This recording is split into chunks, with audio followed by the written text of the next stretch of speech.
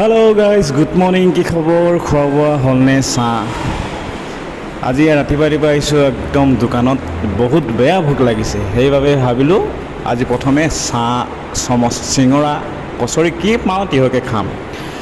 জল্দি আহিছোঁ, সিফালে কচৰিটো হোৱাই নাই, কচৰি বনাই আছেহে। আজি কচৰি খাম বুলি ভাবিছিলোঁ অলপ মনতে, কিন্তু আজি কচৰি হোৱা নাই।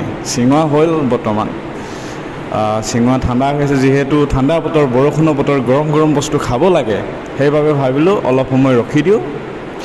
তাৰপাছত এইফালে একদম লিখা আছে কোনটো কেইটকা, সেই বাদ দিয়ক, এতিয়া খাওঁ কি, এইখিনি আছে। এইটো একদম ঠাণ্ডা নাখাওঁ বুলি ভাবি অলপ সময় ৰখিলোঁ।